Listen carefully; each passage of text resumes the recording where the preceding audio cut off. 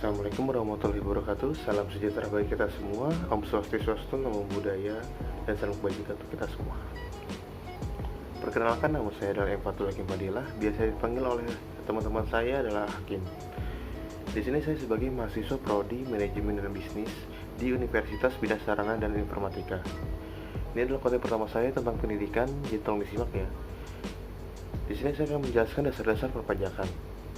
Pajak adalah kontribusi wajib kepada negara yang terutang oleh orang pribadi atau badan yang bersifat memaksa berdasarkan undang-undang dan tidak mendapatkan imbalan secara langsung dan digunakan untuk keperluan negara bagi sebesar-besarnya kemakmuran rakyat.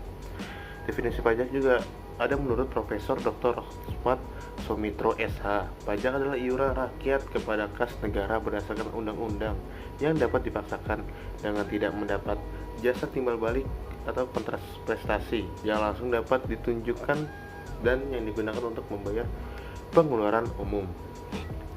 Di sini juga ada data APBN negara kita dari tahun 2017 hingga 2021. Yang kuning adalah biaya belanja negara kita dan yang biru adalah biaya pemasukan negara kita.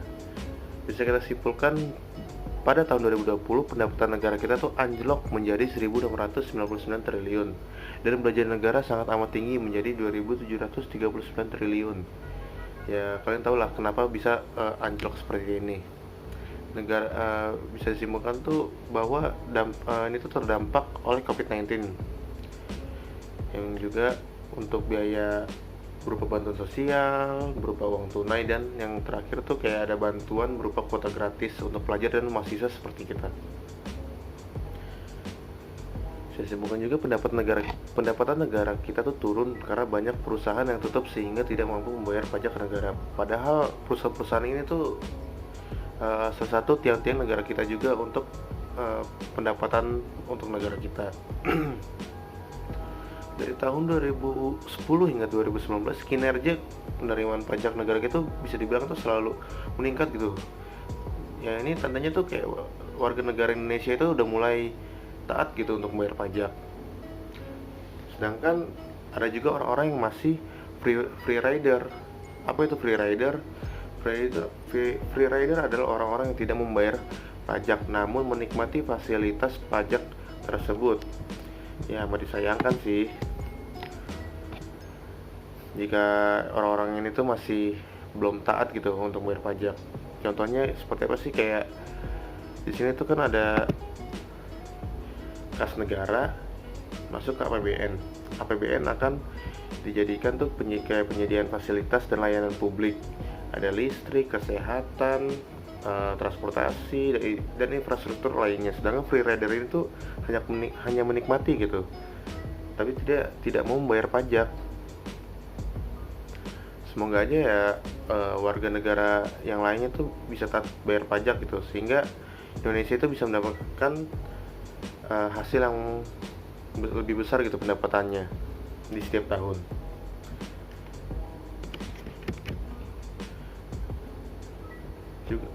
Juga ada beberapa fungsi pajak.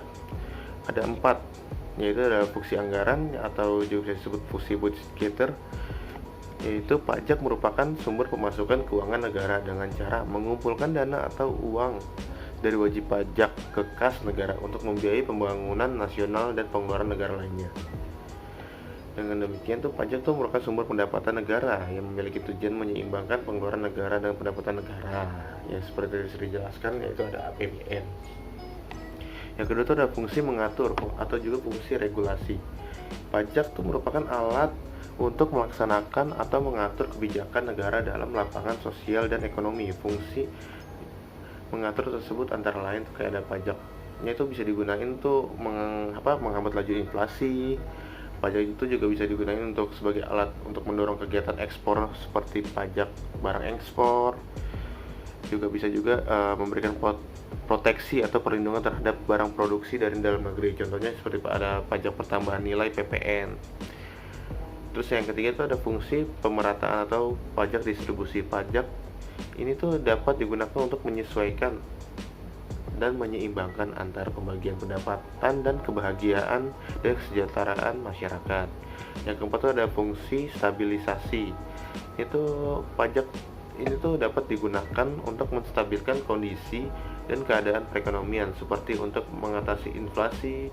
Pemerintahan menetapkan pajak yang tinggi sehingga jumlah uang yang beredar dapat dikurangi, sedangkan untuk mengatasi kelesuan ekonomi atau deflasi, pemerintah menurunkan pajak sehingga jumlah uang yang beredar dapat ditambah dan deflasi dapat diatasi. Yang keempat fungsi pajak yang sudah saya sebutkan itu merupakan fungsi dari pajak yang umum dijumpai di beberapa negara. Dan di Indonesia itu pemerintah tuh lebih menitik beratkan pada dua fungsi pajak sebagai pengatur dan budgeter. Ada juga lembaga pemerintah yang mengelola pajak negara itu disebut adalah Direktorat Jenderal Pajak atau juga bisa DJP yang berada di bawah Kementerian Keuangan. Tanggung jawab sebagai rakyat negara adalah membayar pajak, berada pada anggota masyarakat sendiri untuk memenuhi kewajiban tersebut sesuai dengan sistem self assessment yang diada dalam sistem perpajakan Indonesia. Self assessment itu yaitu adalah wajib pajak menghitung, memperhitungkan, menyetor dan melapor kewajiban perpajakannya sendiri. Jika tidak memaksa wajib pajak membayar pajak sebesar-besarnya, tapi sesuai dengan aturan perundang-undangan. Ada juga beberapa jenis pajak yang dipungut pemerintah ke masyarakat atau wajib pajak yang dapat digolongkan berdasarkan sifat, instansi, pemungut, objek pajak, serta subjek pajak. Berdasarkan sifatnya, pajak itu digolongkan menjadi dua jenis, yaitu pajak tidak langsung dan tidak langsung. Pajak tidak langsung itu adalah merupakan pajak yang hanya diberikan kepada wajib pajak bila melakukan peristiwa atau perbuatan tertentu, sehingga pajak tidak langsung dapat dipungut secara berkala, tetapi hanya dapat dipungut bila terjadi peristiwa atau perbuatan tertentu yang menyebabkan kewajiban membayar pajak. Contohnya itu kayak pajak penjualan atas barang mewah atau juga PPNBM, di mana pajak ini hanya diberikan bila wajib pajak menjual barang mewah. Yang tadi juga ada pajak langsung. Pajak langsung itu merupakan pajak yang diberikan secara berkala kepada wajib pajak berdasarkan surat ketetapan pajak yang dibuat kantor pajak. Di dalam surat ketentuan pajak terdapat jumlah pajak yang harus dibayar wajib pajak. Juga ada yang tadi berdasarkan instansi pemungutnya. Pajak di dalam itu menjadi dua jenis, yaitu pajak daerah dan pajak negara. Pajak daerah yaitu pajak yang dipungut pemerintah daerah dan terbatas hanya pada rakyat daerah itu tersendiri. Sedangkan pajak negara yaitu pajak yang dipungut pemerintahan pusat melalui instansi terkait, yakni DJP, Direktorat Jenderal Pajak. Contohnya tuh PPN, pajak penghasilan PPH, PPNBM, Materai, PBB, perkebunan, perhutanan, dan pertambangan. Juga ada berdasarkan objek dan subjeknya, itu digolongkan dua jenis juga, yaitu pajak objektif dan pajak subjektif. Pajak objektif adalah pajak yang pengembaliannya berdasarkan objeknya, contohnya pajak impor, pemakaian kendaraan bermotor, biaya materai, dan masih lainnya. Dan ada juga pajak subjektif, yaitu pajak yang pengembaliannya berdasarkan subjeknya, contohnya tuh pajak kekayaan, pajak penghasilan. Sekian penjelasan dasar perpajakan. Jika ada salah kata atau salah penjelasan, mungkin bisa dikoreksi kembali di kolom komentar ya guys. Jika kalian menyukai video ini, tolong di like and subscribe, terus komen juga ya. Thank you for watching in this video. See you again. Salam Indonesia.